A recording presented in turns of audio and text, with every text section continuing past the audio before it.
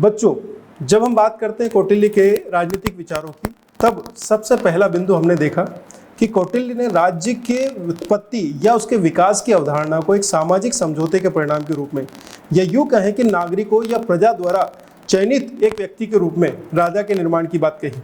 उसी तरह राज्य के निर्माण के संदर्भ में कौटिल्य सप्तांग सिद्धांत की बात करता है।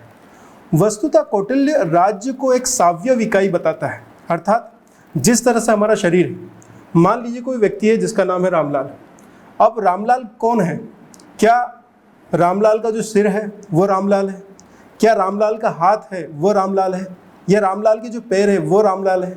या हम यूं कहें कि इन सभी अंगों के सम्मिलित रूप से जो व्यक्तित्व, जो भौतिक वस्तु हमारे सामने नजर आती है, जो भौतिक स्ट्रक्चर हमारे सामने आता है, वो रामलाल है। तो हम कह सकते हैं बच्चों कि वो जो भौतिक स्ट्रक्चर है वह रामलाल है, और उसके हाथ, पैर, सिर, आंखें, नाक, मुख, बुद्धि, बल, ये सभी क्या है? उसके अंग हैं। इन अंगों के सम्मिलित रूप को हम भौतिक रूप से एक व्यक्तित्व के रूप में जानते हैं बच्चों। उसी तरह से कौटिल्य राज्य की अवधारणा को एक सावयव इकाई के रूप में बताता है कि राज्य के 7 अंग हैं। यही कारण है कि कई बार प्रश्न पूछ लिए जाते हैं कि कौटिल्य के सप्तांग सिद्धांत को प्रदर्शित करिए या वर्णन करें। ये यूं बताया जाता है कि वर्तमान संदर्भों में कौटिल्य का सप्तांग सिद्धांत कितना महत्वपूर्ण है। अब बच्चों, एक प्रश्न जो कि आपको स्क्रीन पर दिखाई दे रहा है, प्रश्न है कौटिल्य के सप्तांग सिद्धांत का वर्णन कीजिए। ये प्रश्न आपके मुख्य परीक्षा के पेपर 2 में इकाई 5 से संबंधित है और एक वृहद प्रश्न के रूप में, या यूं कहें कि एक बड़े प्रश्न के रूप में पूछा जा सकता है। आपसे 3 नंबर में यह भी पूछा जा सकता है कि कौटिल्य का राज्य की उत्पत्ति के संदर्भ में क्या मत है। तो आप कह सकते हैं कि कौटिल्य राज्य की उत्पत्ति को एक दैवी उत्पत्ति न मानते हुए सामाजिक समझौते का परिणाम मानता है, तथा दूसरा बिंदु आपको ये लिखना है कि राज्य को एक सावयव इकाई या 7 अंगों से मिलकर बताता है। या फिर आपसे ये पूछा जा सकता है कि राज्य के सप्तांग सिद्धांत का वर्णन किसके द्वारा किया गया है। तो राज्य की उत्पत्ति के संदर्भ में सप्तांग सिद्धांत का जो वर्णन है वो कौटिल्य द्वारा किया गया है। ये वो 3 मार्कर प्रश्न है बच्चों जो आपसे पूछे जा सकते हैं एमपीपीएससी मुख्य परीक्षा में। खैर, अब हम आगे बढ़ते हैं। अगर आप गौर करें, अगर प्रश्न आपके सामने आए कि कौटिल्य के सप्तांग सिद्धांत का विस्तार पूर्वक वर्णन कीजिए, तो सबसे पहले आपको ये ध्यान रखना है कि इसकी एक रूपरेखा आपके दिमाग में तैयार हो। पहले बिंदु में आप ये प्रदर्शित करें कि कौटिल्य राज्य को एक सावयव इकाई के रूप में मानता है। वह राज्य को 7 अंगों से मिलकर बताता है। फिर एक एक करके उन 7 अंगों का वर्णन करना है। इन 7 अंगों का वर्णन करते समय आपको ये बताना है कि वर्तमान संदर्भों में कौटिल्य के विचार कितने प्रासंगिक हैं। अर्थात जब धन को, या कहें कि राजकोष को, कौटिल्य राज्य के एक अनिवार्य अंग के रूप में मानता है, तो आपको ये भी बताना होगा कि वर्तमान में राज्य, या यूँ कहें कि वर्तमान सरकारों, या कि देश, या फिर कहें कि नेशन स्टेट्स में कोष का, या राजकोष का, या धन का, या टैक्स का कितना महत्व है। ये यूं कहें कि प्रशासन संचालित करने में, ये राज्य के लोक कल्याणकारी भूमिका को पूर्ण करने में धन का क्या महत्व है। तो जो बात कौटिल्य ने कही थी, उन बातों को हम वर्तमान संदर्भों से भी कोरिलेट करते जाएंगे, और अंतिम पैराग्राफ में हमें कौटिल्य के सप्तांग सिद्धांत का महत्व बता देना है। क्लियर हुआ बच्चों? अब आइए एक एक करके बात करते हैं। अब बच्चों, जब इस प्रश्न के उत्तर की रूपरेखा की हम बात करते हैं, या यूँ कहें कि जब उस उत्तर का पहला पैराग्राफ हम लिखेंगे या पहले बिंदु पे चर्चा करेंगे, तो सबसे पहले आपको ये बताना है कि कौटिल्य ने राज्य की तुलना मानव शरीर से की है। जिस तरह से मानव शरीर विभिन्न अंगों से मिलकर बना होता है, उसी तरह से राज्य भी कई प्रकार के तत्वों से मिलकर बना होता है, और एक एक करके इनका वर्णन करना है। आइए करते हैं। अब बच्चों, मैं चाहूँगा कि आप स्क्रीन पर नज़र लगाएं। अगर आप स्क्रीन पर नज़र डालेंगे तो आपको दिखाई देगा एक चार्ट जिसमें कौटिल्य द्वारा बताए गए राज्य के 7 अंग हैं। पहला अंग है स्वामी। स्वामी को हम राजा भी कह सकते हैं। जो दूसरा अंग है हमारा वो है अमात्य या मंत्री। तीसरा अंग है जनपद, जनपद अर्थात भूक्षेत्र। चौथा अंग है दुर्ग, दुर्ग अर्थात किले या फोर्ट। 5वां अंग है बच्चों कोष या फिर धन। 6ठा अंग है दंड या फिर सेना, या फिर कहेंगे शक्ति। और 7वां अंग है मित्र। यहाँ पर मित्र का मतलब है मित्र राष्ट्र। अब कौटिल्य ने क्या कहा था कि राज्य एक सावयव इकाई है, 7 अंगों से मिलकर बनी। इसका मतलब है कि कौटिल्य ये कहना चाह रहा है कि राज्य में 7 तत्व या 7 अंग शामिल हैं। पहला अंग है स्वामी अर्थात राजा, दूसरा है अमात्य, तीसरा है जनपद, चौथा है दुर्ग, पांचवा है कोश, छठा है दंड तथा सातवां है मित्र। अब बच्चों जैसा कि कौटिल्य ने कहा कि ये जो राज्य के 7 अंग हैं ये मानव रूपी शरीर के 7 अंगों के समतुल्य है। ये यूं कहें कि जब कौटिल्य कहता है कि राज्य एक शरीर की तरह है तब वो तुलना करता है एक एक अंग की, जैसे कि वो राजा की तुलना करता है मानव शरीर के मस्तिष्क से या फिर सिर से। कौटिल्य यह भी कहता है कि जिस तरह से मानव शरीर में सबसे महत्वपूर्ण जो अंग है वो सिर है या मस्तिष्क है, उसी तरह से राज्य में सबसे ज्यादा महत्वपूर्ण है राजा या फिर सिर, या फिर कहें कि वह व्यक्ति जो राज्य का संचालन करता है। फिर वो कहता है कि मंत्री या अमात्य राज्य की आंखों की तरह है, क्योंकि यह दृष्टा के रूप में कार्य करते हैं।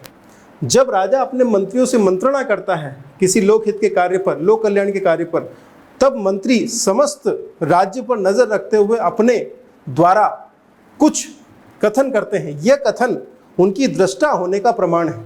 यहाँ पर कौटिल्य ये मानता है कि जितने भी मंत्री हैं वो सभी अपने अपने विभागों में या अपने अपने द्वारा संचालित किए जाने वाले क्षेत्रों में दृष्टा के रूप में हैं, जहाँ पर वो निरीक्षण का कार्य करते हैं, एक सुपरविजन का कार्य करते हैं। और इसी सुपरविजन के कार्य के कारण उन्हें क्या कहा गया है, आंख। अर्थात यहाँ पर कौटिल्य मंत्रियों को, अमात्यों को राज्य की आंख के रूप में प्रदर्शित कर रहा है। अगला महत्वपूर्ण अंग है जनपद। जनपद अर्थात भूक्षेत्र, कितने बड़े भूभाग पर राजा का या राज्य का विस्तार है।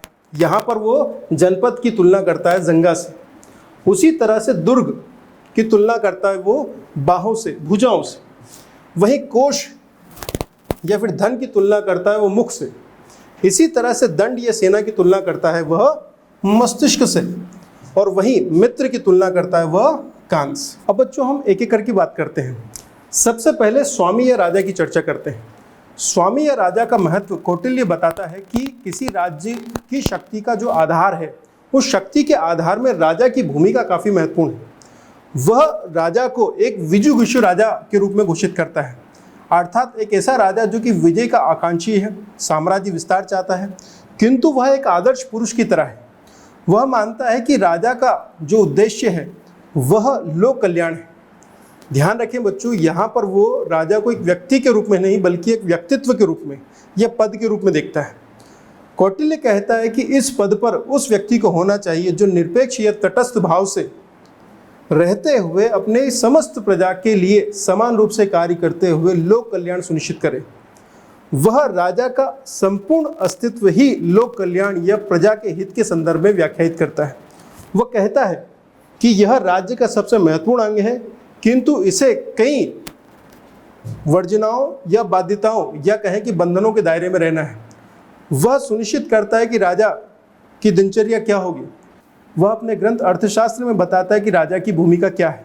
वह स्पष्ट करता है कि राजा एक आदर्श पुरुष होना चाहिए जिसके जीवन का एकमात्र उद्देश्य या कहें कि महत्व केवल प्रजा के कल्याण में ही है।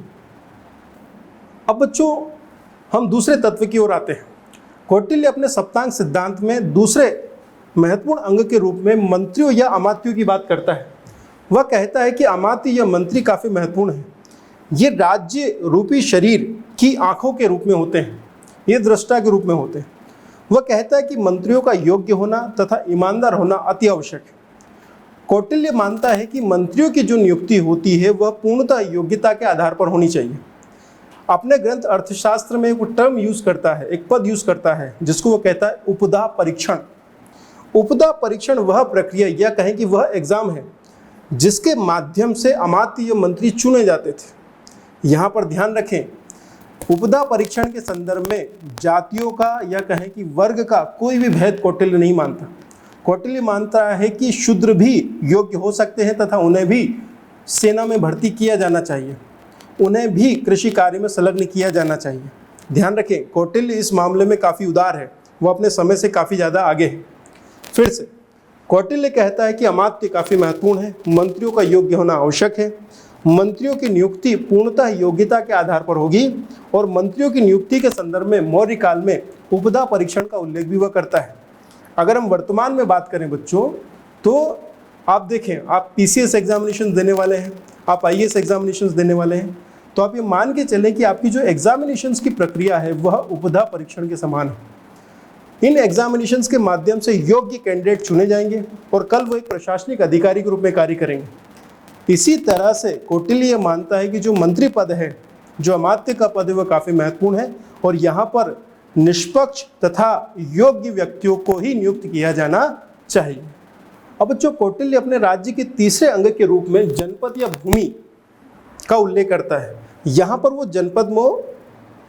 जनपद में भूमि और प्रजा दोनों को शामिल कर रहा है। ध्यान दीजिएगा, कौटिल्य कहता है कि एक ऐसा राज्य जिसके पास विस्तृत भूभाग है, जो प्राकृतिक संसाधनों से युक्त है, जहाँ पर गुणीजन वास करते हैं अर्थात प्रजा गुणवान है, वह जनसंख्या मात्र नहीं है, वह संख्या मात्र नहीं है, बल्कि वह एक एसेट्स के रूप में है।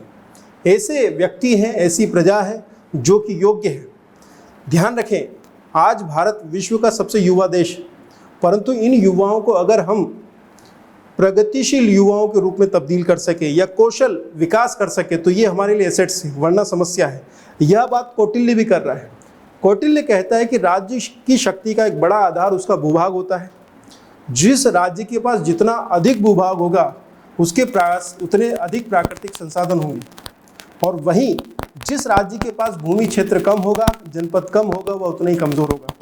अगर आप वर्तमान वैश्विक परिदृश्य को देखें बच्चों, तो भारत के पास एक बड़ा विशाल भूभाग है, चीन के पास एक बड़ा विशाल भूभाग है, वहीं पाकिस्तान के पास अपेक्षाकृत कम भूभाग है। आज भी अगर हम बात करें समान स्थितियों में, मान लीजिए कि पाकिस्तान और भारत का युद्ध होता है और सभी युद्ध उपकरण, सैनिकों की संख्या समान है, तथापि भारत पाकिस्तान से अधिक सक्षम साबित होगा। क्यों?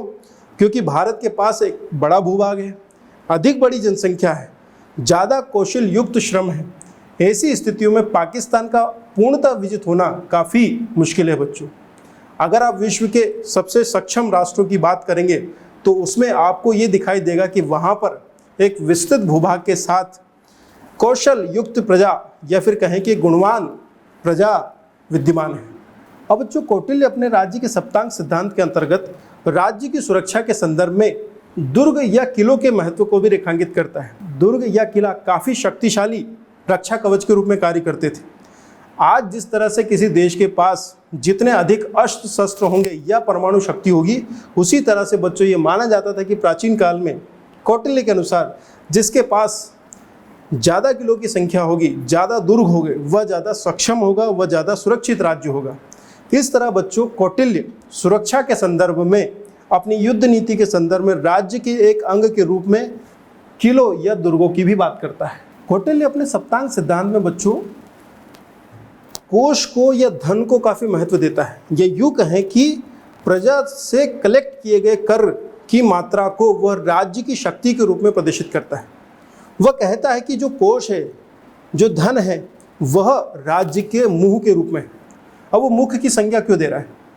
कौटिल्य मानता है कि जिस तरह से मुख भोजन ग्रहण करता है और जैसे ही वह भोजन ग्रहण करता है तो वो ग्रहण किए गए भोजन के पोषक तत्वों को संपूर्ण शरीर में पहुंचाता है, उसी तरह से राजा जब अपनी प्रजा से कर लेता है, कोष एकत्रित करता है, धन एकत्रित करता है, तो उसी धन से जो पोषण होता है, अर्थात राजा जब धनयुक्त होगा, कोषयुक्त होगा, जब वह अधिक धनवान होगा, जब उसके पास एक वृहद कोष होगा, तब वह अपने राज्य की पोषण की व्यवस्था, या यूँ कहें कि उसकी सुदृढ़ता, उसकी सुरक्षा, उसके विकास और अपने प्रजा के कल्याण के लिए ज़्यादा धन खर्च कर पाएगा। कौटिल्य कहता है कि जिस तरह से मुख जो भी ग्रहण करता है उससे संपूर्ण शरीर को पोषण प्राप्त होता है, उसी तरह से राज्य जितना अधिक कोष एकत्रित करेगा, जितना अधिक आर्थिक रूप से सक्षम होगा, उसका लाभ संपूर्ण शरीर को या संपूर्ण राज्य को होगा ही। अगर आप गौर करें वर्तमान लोक प्रशासन में बच्चों, वर्तमान लोक प्रशासन में या राज्य के संचालन में कोष या धन को राज्य रूपी या लोक प्रशासन रूपी शरीर की शिराओं के रूप में रेखांकित किया गया है। जिस तरह से रक्त शरीर में संचालित होता है, उसी तरह से जिस देश में अधिक कोष है या अधिक टैक्स उपलब्ध होता है या अधिक धन उपलब्ध होता है राज्य के पास, वह अधिक सक्षम होता है। जैसे आज अमेरिका, चीन, जापान जैसे देश जो सर्वाधिक शक्तिशाली माने जाते हैं, अगर आप उनकी प्रतिवर्ष जीडीपी की बात करेंगे बच्चों, प्रति व्यक्ति आय की बात करेंगे या फिर राज्य के पास कलेक्ट होने वाले राजकोष की बात करेंगे तो वो काफ़ी बड़ा है। अमेरिका इसलिए शक्तिशाली नहीं है कि उसके पास सबसे बड़ी सेना है विश्व की, ऐसा नहीं, बल्कि उसके शक्तिशाली होने के पीछे एक बहुत बड़ा कारण है उसका आर्थिक रूप से सक्षम होना। यही बात जो आज वर्तमान विश्व मान रहा है, यही बात कौटिल्य आज से 2000 साल पहले कह चुका है। राज्य के सप्तांग सिद्धांत के अंतर्गत वह कोष या राजकोष या धन की महत्ता को सिद्ध करते हुए कहता है कि कोष या राजकोष शरीर में रक्त शिराओं के रूप में, रक्त के रूप में बहता है और यही राज्य को सुदृढ़ता प्रदान करता है। अगले अंग के रूप में वह राज्य रूपी शरीर के अंतर्गत दंड या बल की बात करता है।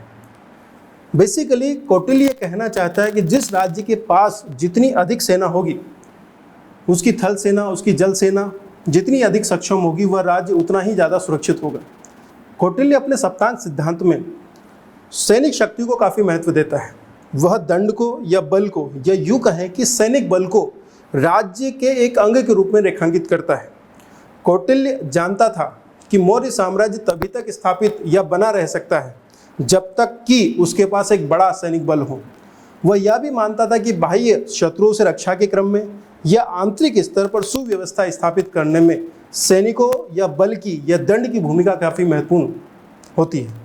इसी संदर्भ में वह राज्य रूपी इकाई के एक अंग के रूप में बल या सेना के संगठन को या उसकी शक्ति को काफ़ी महत्व देता है। अगर आज आप देखेंगे बच्चों कि 1962 में भारत व चीन का युद्ध हुआ जिसमें भारत की पराजय हुई, परंतु आज अगर चीन ये चाहे कि वो भारत को पराजित कर दे तो क्या ये संभव है? उत्तर है ये संभव है, परंतु इसके लिए चीन को एक बहुत बड़ी हानि उठाने के लिए तैयार रहना पड़ेगा, या हो सकता है कि चीन को पराजय का भी मुख देखना पड़े। तो 1962 के भारत और 2020 के भारत में क्या अंतर है? उत्तर है सैनिक बल। अभी कुछ देर पहले मैंने आर्थिक सक्षमता की बात की, इसके बाद में बात कर रहा हूं सैनिक सक्षमता की। जिस देश के पास जितना अधिक सुदृढ़ सैनिक बल होगा वह उतना अधिक सुरक्षित होगा। 1962 की अपेक्षा 2020 का भारत, जिसके पास विश्व की सबसे बड़ी स्टैंडिंग आर्मी है, सबसे बड़ी खड़ी सेना है, एक ऐसी सेना जिसको वो युद्ध क्षेत्र में भेज सकता है, उसके सैनिक बल को प्रदर्शित करता है। आज भारत ज़्यादा सक्षम राष्ट्र, ज़्यादा सुदृढ़ है, ज़्यादा सुरक्षित। ध्यान दीजिए, यही बात कौटिल्य अपने सप्तांग सिद्धांत में भी कर रहा है। राज्य के एक अंग के रूप में वह सेना को या बल को एक अंग, अनिवार्य अंग मानता है। वो मानता है कि राज्य का अस्तित्व इस एक इकाई पर भी टिका हुआ है। राज्य को आर्थिक रूप से सक्षम तो होना ही चाहिए, परंतु उसको सैनिक रूप से भी या सैनिक तत्वों से भी युक्त होना चाहिए ताकि वो अपनी सुरक्षा खुद कर सके तथा समय आने पर अपने राज्य सीमाओं का विस्तार भी कर सके। अपने सप्तांग सिद्धांत में कौटिल्य राज्य रूपी शरीर के एक अंग के रूप में मित्र को, या यूँ कहें कि मित्र राष्ट्र को या मित्र राज्य को काफ़ी महत्वपूर्ण मानता है। एक उदाहरण से समझ लीजिए, 1971 में जब भारत पाकिस्तान युद्ध हुआ, दिसंबर 1971 में भारत और पाकिस्तान के बीच में जो युद्ध हुआ, जिसकी परिणति पाकिस्तान की पराजय तथा बांग्लादेश के निर्माण के रूप में हुई, इसी समय पाकिस्तान की मदद के लिए चीन ने अपना एक जल बेड़ा हिंद महासागर की ओर भेजा। परंतु क्या कारण है कि अमेरिका ने भारत पर आक्रमण नहीं किया? उसका कारण है भारत व रूस के बीच हुई मैत्री संधि। युद्ध की संभावनाओं को देखते हुए अपनी तत्कालीन प्रधानमंत्री इंदिरा गांधी ने सबसे पहले पूर्व सोवियत संघ या वर्तमान रूस से एक मैत्री संधि की, जिसका भाव यह था कि अगर रूस पर कोई अन्य देश आक्रमण करेगा तो भारत भी रूस की रक्षा करेगा। उसी तरह से अगर भारत पर कोई देश आक्रमण करेगा तो रूस भारत की रक्षा के लिए खड़ा होगा। भारत पाकिस्तान में जब युद्ध हुआ और पाकिस्तान के समर्थन के लिए जब अमेरिकी सेनाएं, जल सेनाएं भारत की ओर आगे बढ़ी, तब अमेरिका ने भी अपनी जल सेनाएं भारत की ओर भेजी। वहाँ पर पाकिस्तान के पक्ष में अमेरिका खड़ा था और भारत के पक्ष में रूस खड़ा था। यही वो मैत्री संधि थी बच्चों, रूस की मित्रता संधि थी भारत के साथ, जिसके कारण भारत 1971 में पाकिस्तान को पराजित करने के बावजूद भी अमेरिका से सीधे संघर्ष में नहीं उलझा। जिस तरह से वर्तमान में किसी देश की सुदृढ़ता का आधार यह होता है कि उसके पास कितनी मित्र हैं, या कहें कि कितने ऐसे देश हैं जो उसके समर्थन में खड़े हैं, यही बात कौटिल्य आज से 2000 साल पहले कह चुका है। कौटिल्य अपने अर्थशास्त्र में बताता है कि राज्य की शक्ति या कहें कि राज्य के निर्माण में एक बड़ी भूमिका मित्र राज्य की भी है। वह मित्र राज्यों की संख्या को तथा उनकी शक्ति को भी राज्य की शक्ति में शामिल करता है। ध्यान दीजिए बच्चों, कौटिल्य मित्र राज्य को राज्य के एक अंग के रूप में मानता है। यह हमें बताता है कि कौटिल्य के विचार कितने प्रासंगिक हैं। अब बच्चों, अभी तक हमने देखा है कि कौटिल्य ने किस प्रकार राज्य को एक साव्य विकाय के रूप में प्रस्तुत किया, जिसमें उसने राज्य रूपी शरीर के 7 अंगों को बताया। इस पर हमने एक एक करके चर्चा की। अब प्रश्न आपसे यह भी पूछा जा सकता है कि कौटिल्य के सप्तांग सिद्धांत का महत्व स्पष्ट करें या फिर उसकी वर्तमान प्रासंगिकता बताएं। ऐसी स्थिति में आपकी उत्तर की रूपरेखा क्या होगी? सबसे पहले वही आप प्रस्तावना दें, पृष्ठभूमि स्पष्ट करें कि सप्तांग सिद्धांत किस संदर्भ में है, फिर इन 7 अंगों का उल्लेख करें।